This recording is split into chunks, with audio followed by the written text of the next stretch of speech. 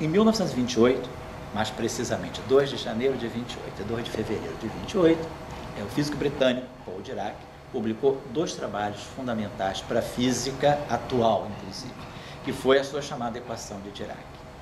Até então, a partícula que serviu de motivação para ele escrever a sua equação foi o elétron, apesar de que o próton já havia sido descoberto 9 anos antes, em 1919, mas ele se concentra no elétron.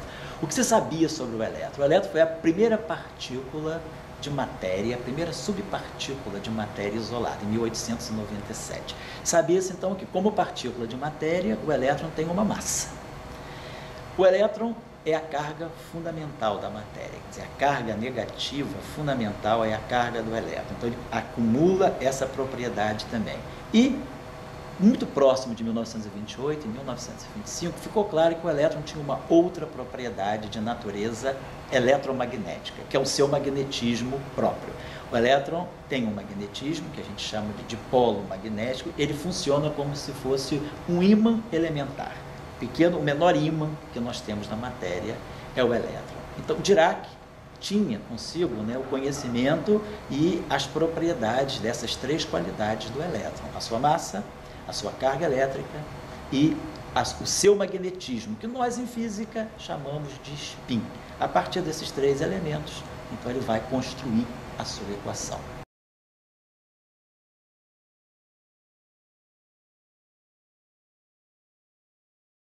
Bom, então, Dirac escreve esses 2 trabalhos sobre a sua equação em janeiro e fevereiro de 28, mas motivado por questões muito prementes na época. A questão muito premente era como o elétron, que até então vinha sendo discutido e descrito dentro do formalismo da teoria quântica, poderia incorporar efeitos da relatividade. Isso era uma questão importante, era uma questão contextualizada, porque o físico suíço Wolfgang Pauli tinha tentado, em 1927, um ano antes, incorporar a relatividade restrita dentro da teoria quântica, dentro da mecânica quântica. Não conseguiu. Então, Dirac herdou essa questão, conhecia essa questão. Além de tudo, é uma questão muito significativa do ponto de vista da física, porque o elétron, no interior do átomo, ele pode adquirir velocidades razoavelmente altas que justifiquem a introdução de efeitos relativísticos. Então, era uma questão da época ver como essas 2 teorias que caminhavam paralelamente, mas sem comunicação, elas podiam, através do elétron, se fundir numa teoria única. Então, foi o que Dirac propôs em 1928, a chamada mecânica quântica relativística. Esse era o grande desafio, incorporar efeitos relativísticos na teoria quântica. É o que Dirac consegue com a sua equação.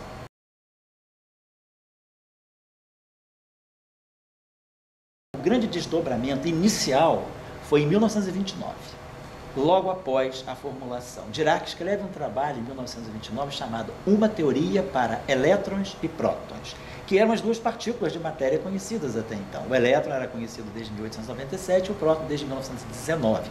Dirac, então, como ambas as partículas têm magnetismo próprio, tem aquele chamado spin, Dirac propõe que a sua equação pudesse descrever tanto os elétrons quanto os prótons. E nesse trabalho é fundamental, ele introduz o conceito de vácuo quântico.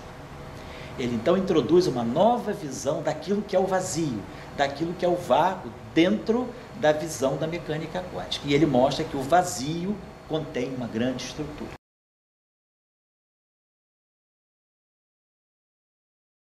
Então, em 1963, Dirac lança um trabalho que é pouco conhecido pela comunidade da física até hoje. Um trabalho que, inclusive, ele não publica numa revista de física teórica, mas publica numa revista de física matemática. Nesse trabalho, ele agora tenta, de novo, compatibilizar o elétron com a relatividade, mas não mais com a relatividade restrita, mas sim com a relatividade geral. Ele vai, então, estudar um novo tipo de espaço que a relatividade geral prevê e que a relatividade geral estuda, que se chama espaço de anti-de Sitter, que hoje, com as teorias de supercordas, voltou a estar muito na moda.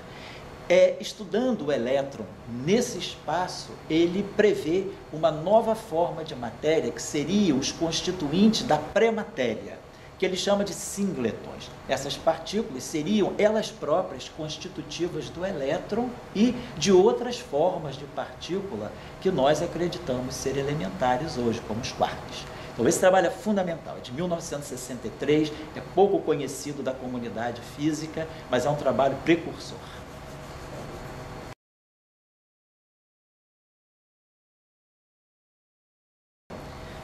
Bom, uma questão que a gente pode se colocar hoje é, nós sabemos tudo sobre o elétron depois desse praticamente 91 anos de estudos da equação de Dirac, ou 93 anos de estudo de mecânica quântica. O elétron ainda é uma partícula extremamente desafiadora.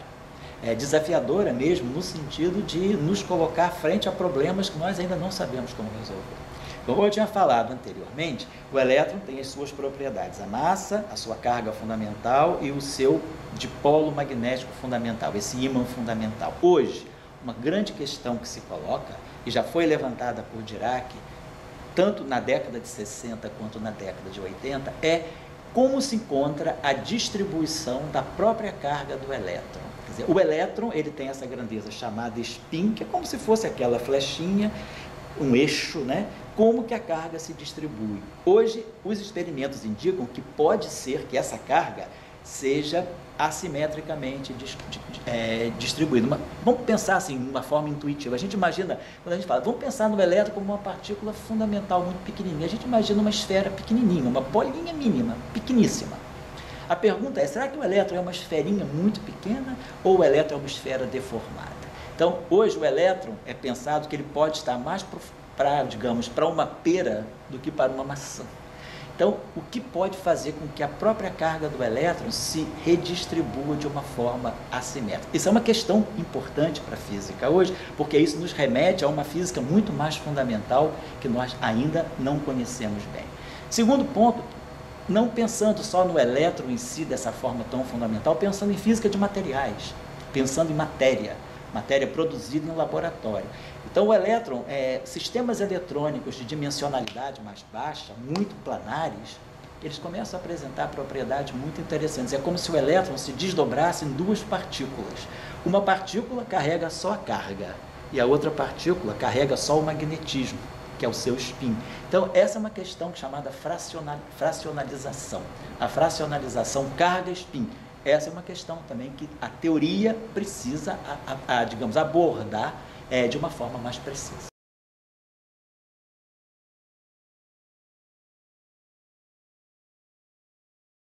Esses estudos podem nos levar muito adiante em vários aspectos.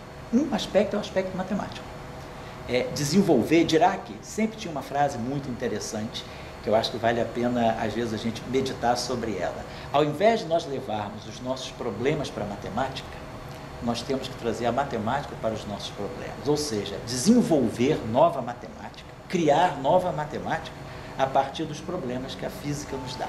Essa era uma posição muito clara do professor Dirac.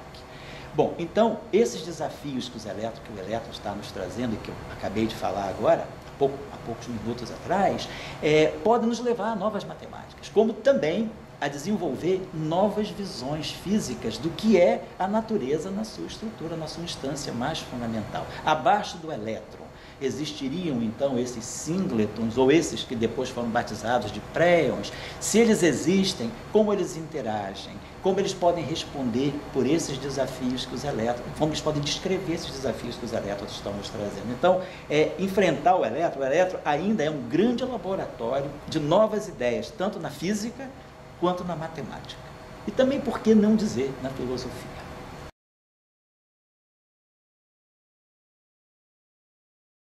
É interessante abordar essa questão do vácuo quântico, né? Nós estamos falando 90 anos do vácuo quântico. Afinal de contas, o vácuo, no sentido tradicional, é o vazio, é a ausência de tudo. Para Dirac, o vácuo é o contrário da ausência de tudo, é a presença de muita coisa. O vácuo é aquilo que nos dá a capacidade de produzir tudo a partir do nada. Isso não é frase de Raul Seixas, não. Isso é ideia do Dirac.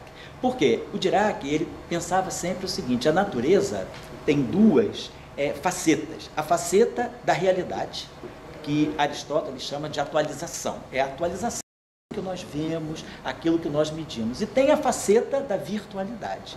Aquilo que nós não vemos, aquilo que nós não tocamos, que nós não tangemos, mas que responde pela realidade que nós vemos. Então, o vácuo quântico, segundo Dirac, é esse mar de processos virtuais. A partícula elétron, que nós vemos, que nós medimos, ela tem propriedades físicas bem definidas. Essa mesma partícula, segundo a mecânica quântica, ela pode existir sob uma forma virtual, que nós não conseguimos detectar no nosso mundo, mas que ela existe virtualmente e ela gera efeitos físicos que vão afetar a nossa realidade. Então, o vácuo quântico é esse mar, inclusive na época se chamava o mar de Dirac, né? Dirac's Sea, né? Esse mar de Dirac era esse mar de partículas virtuais que estão influindo na nossa realidade, na realidade do elétron e gerando processos físicos, apesar de que esse vácuo não é detectável. Então, uma questão grande que a física tem hoje é compreender qual é a estrutura do vácuo quântico. Ainda é um problema desafiador da física.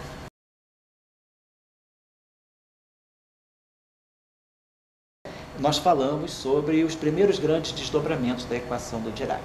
E eu falei, então, a existência de antimatéria e a previsão de existência de novas partículas com a propriedade de terem carga magnética.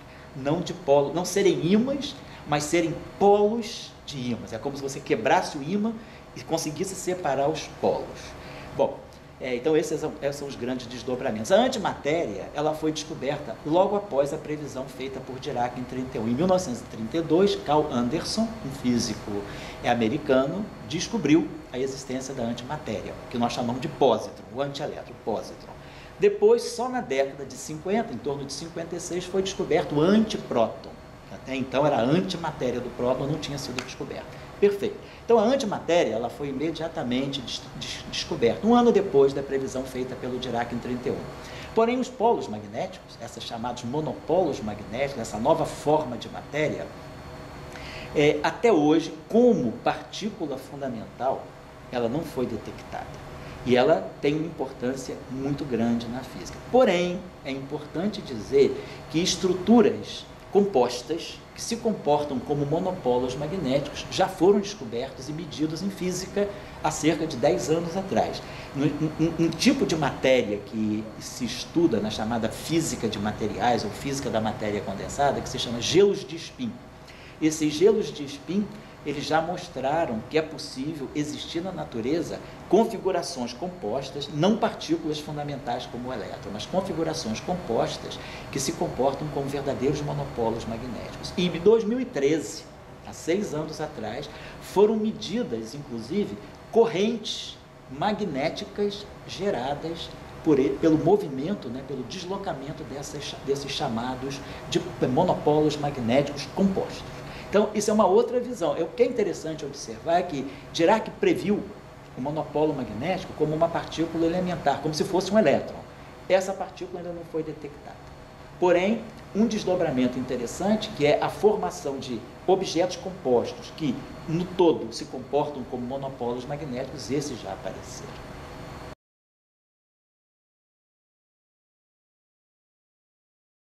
Bom, então uma questão importante que se coloca também é, Dirac fez todo o esforço, né, com a sua equação de compatibilizar a relatividade restrita ou especial com a mecânica quântica. A pergunta agora que se colocou, e Dirac na década de 60 começou a trabalhar, como eu já falei anteriormente, nos chamados espaços de anti-de Sitter para chegar à existência dos singletons, é a compatibilização do elétron, né, da física do elétron com a relatividade geral. Dirac já abordou essa questão em 1935. Em 1935, Dirac estudou num trabalho bem épico como o elétron se comportaria, como seria a física do elétron num chamado espaço de de Sitter. Em 63, ele vai estudar um outro espaço, anti-de Sitter. Então, a primeira questão que a gente pode se perguntar, o que é um espaço de de Sitter e o que é um espaço de anti-de Sitter, né? Só para a gente ter uma ideia pictórica, um espaço de anti-de Sitter é um espaço, como imaginar um carretel de linha. Um carretel tem como cilindro, esse cilindro ele tem outras formas, ele tem uma forma abaulada assim. O espaço diante de De Sitter é um espaço aberto, com essa visão. Ao passo que o espaço de De Sitter, esse é o anti-De Sitter, o De Sitter é um espaço fechado. Dirac, então, foi estudar a propriedade do elétron no espaço de De Sitter e do anti-De Sitter. Por quê? Porque, em 1917, Einstein introduziu na relatividade geral um conceito novo, que era a constante cosmológica. A constante cosmológica, há uma discussão se ela pudesse ser positiva ou negativa. Uma constante cosmológica positiva corresponderia ao espaço de De Sitter. Uma constante cosmológica negativa corresponderia ao espaço de anti-De Sitter. Então, Dirac quis saber, e essa foi uma das grandes questões que Dirac colocava, nas suas falas, que o motivou a tentar estudar o vácuo quântico. Ele achava que havia uma relação entre o vácuo quântico, que ele estudou na sua equação, que ele propôs, inclusive, através da sua equação, e a constante cosmológica introduzida por Einstein em 1917. Einstein introduziu de uma maneira cosmológica, gigantesca. Dirac achava que, para aquela constante aparecer, tinha que ter processos microscópicos, e esses processos microscópicos estariam ligados ao vácuo quântico. Então, Dirac, em 1963, ele vai estudar esse espaço diante de De Sitter, que corresponde a uma constante cosmológica negativa. Em 1935, ele tinha estudado o espaço com a constante cosmológica positiva, que era o De Sitter. Interessante, de 1963 até 1997, passaram-se 34 anos. E 34 anos depois, um físico argentino, Juan Maldacena, estudando propriedades das teorias de cordas, ele reconstitui a necessidade de se trazer o espaço de anti-De Sitter para a física. E, inclusive, no seu trabalho, ele não cita o trabalho do professor Dirac de 63. Num trabalho posterior, ele corrige isso. Porque, na verdade, Dirac antecipou essa discussão muito antes das teorias de supercordas. O que é interessante também observar é que o Dirac teve uma grande capacidade de fazer grandes previsões físicas e previsões matemáticas, antecipações matemáticas que os matemáticos estudam até hoje.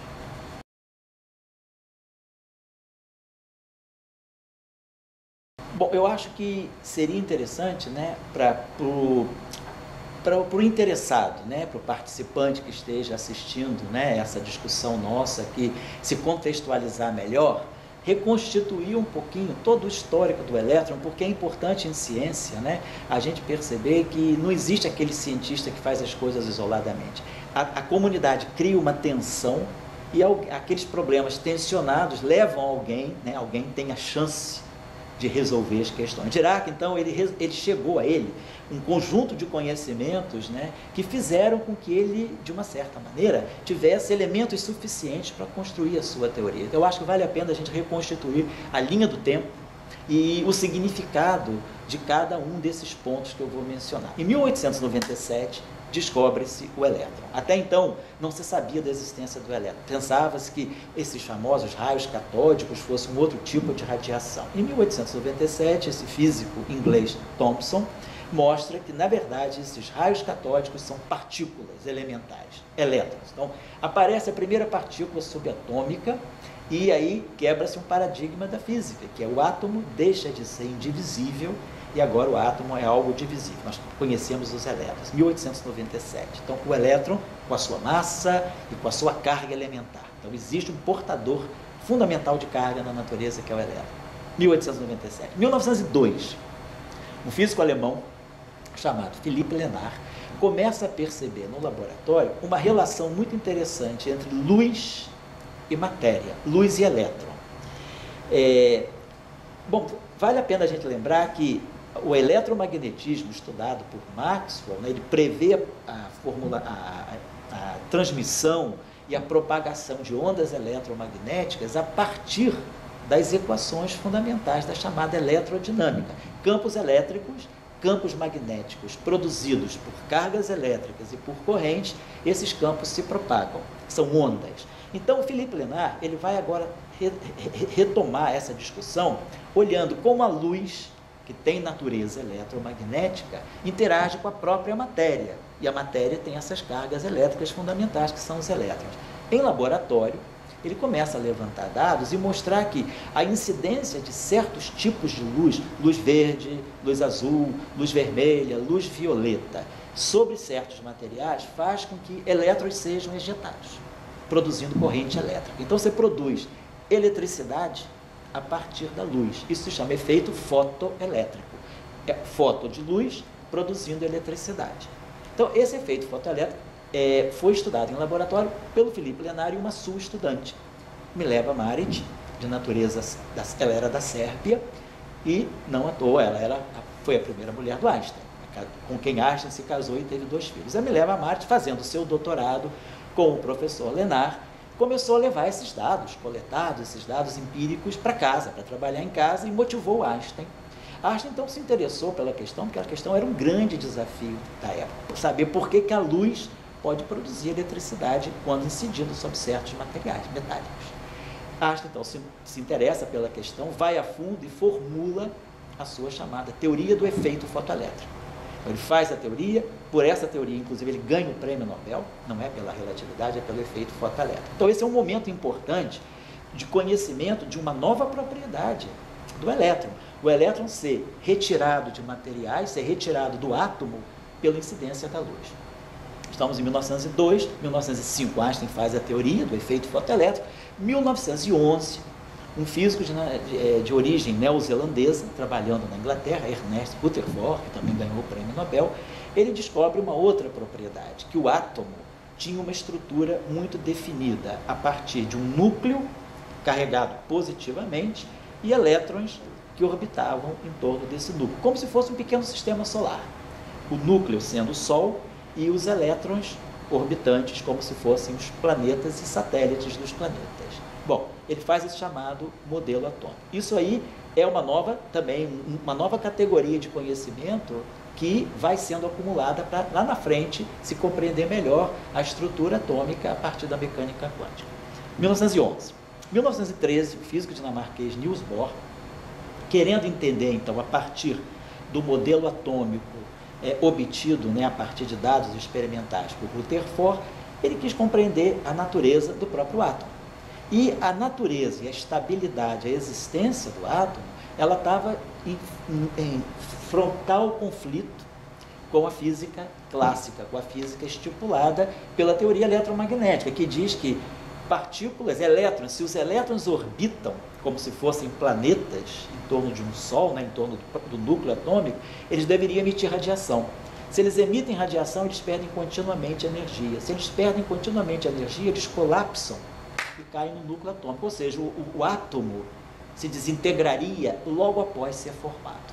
Então, Niels Bohr percebeu que tinha alguma coisa que dava estabilidade ao átomo. E isso aí ele fez com que ele rompesse frontalmente com as leis da física clássica. E ele introduziu um conceito para o elétron, que era um conceito que já vinha sendo discutido desde 1900 pelo físico alemão Max Planck, quando ele estudou a chamada radiação do corpo negro, e Einstein, em 1905, quando estudou o efeito fotoelétrico, que é introduzir a noção de quantidades mínimas de energia. A natureza, nesse nível quântico, ela trabalha não pensando que a energia possa variar de uma forma contínua. A energia só pode existir para certos valores. Vamos dizer, uma coisa muito simples, é parecida com a moeda. Nós não temos uma fração do centavo. O mínimo, a quantidade mínima de real que nós temos é 1 centavo. Então, 1 centavo, 2 centavos, 100 centavos fazem R$1, 1.000 centavos fazem R$10. Então, toda a moeda ela é quantizada. Ela só existe como múltiplo do centavo. Eu não posso ter frações contínuas, eu não posso ter 1,4755 reais. Bom, então a natureza é assim com a energia. E Niels Bohr propõe isso agora não para a luz, não para a radiação, mas ele propõe para a matéria. O elétron, de alguma forma, tem alguma propriedade dele ser também quantizado. Existe uma grandeza do elétron que só pode existir como múltiplo de um valor fundamental. Não pode ter qualquer valor, em confronto também nítido com a física clássica, que diz, a velocidade do elétron pode ser qualquer. Niels Bohr dizia, não pode ser qualquer, só pode ter certos valores. Com esse modelo atômico, então essa é uma nova grande propriedade que se descobre para o elétron. Passa-se um tempo, 1922, Arthur Compton, um físico americano, vai de novo estudar a interação, a relação, como o elétron interage com a luz. E ele mostra nesses experimentos que, agora a grande novidade, a luz começa a se comportar como matéria. Ele mostra que a luz é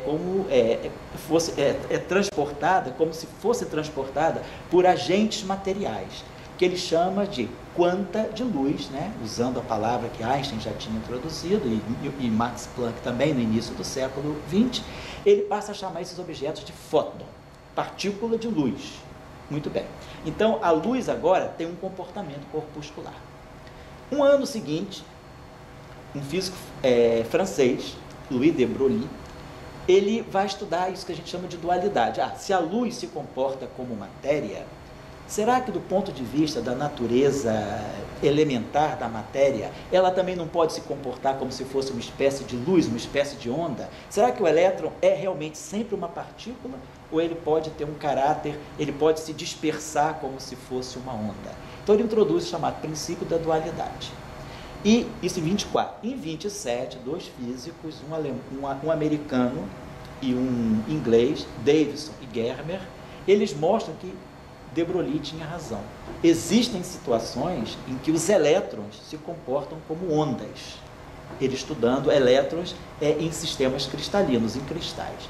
Então, a gente está agora em 1924, né, já com uma previsão teórica que se verifica em 1927, mas com um conhecimento novo, que é a luz pode se comportar como matéria. E a matéria pode se comportar como se fosse um tipo de luz, um tipo de onda.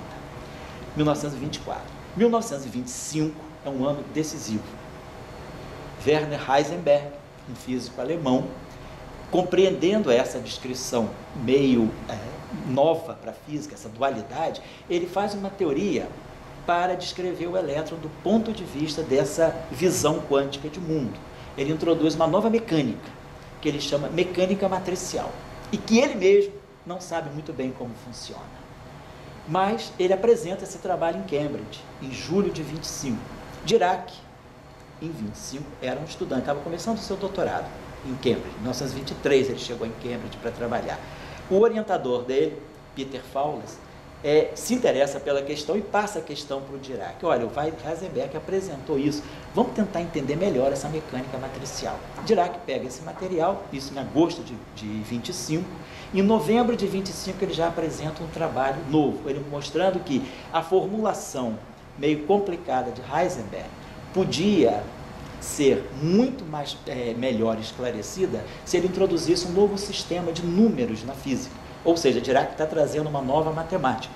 Uma matemática nova em que aquilo que nós dizemos no senso comum, a ordem dos fatores não altera o produto, ele agora dizia, não, nós temos uma matemática em que a ordem dos fatores altera o produto. A vezes B é diferente de B vezes A. Ele diz, então nós temos que pensar que a matéria, no seu nível mais elementar, ela respeita esse novo tipo de matemática. E ele chama esses números de Q-numbers, números Q, números quânticos.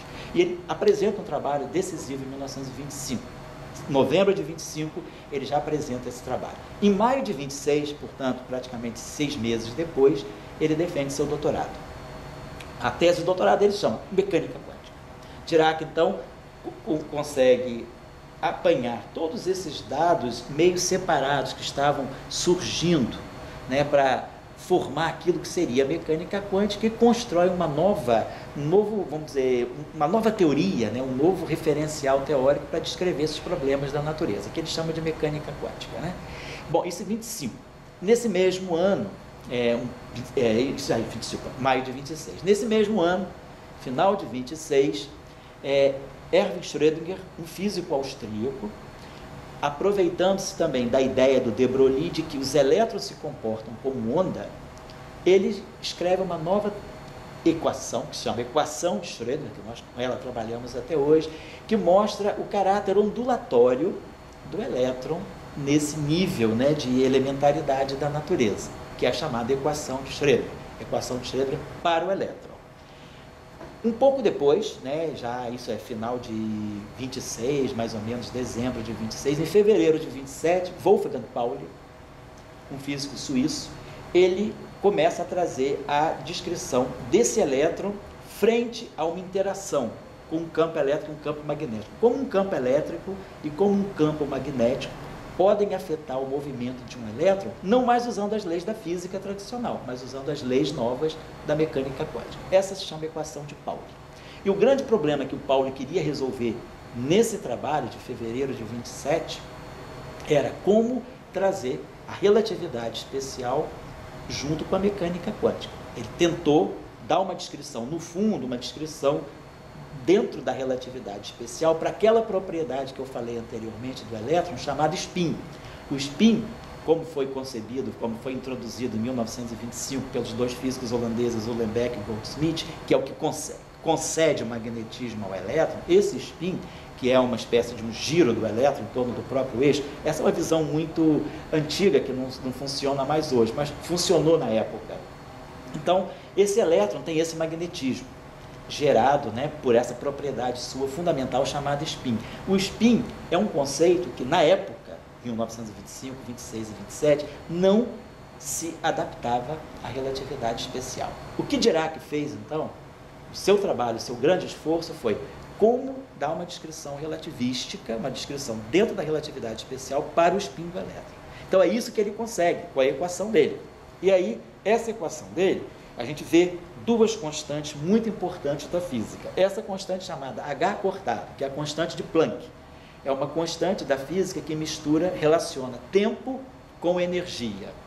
Então, essa constante é a constante que garante a natureza quântica do elétron. E essa outra constante, que é C, a velocidade da luz, que é, segundo Einstein, um absoluto da física, relaciona tempo com espaço, sendo a velocidade.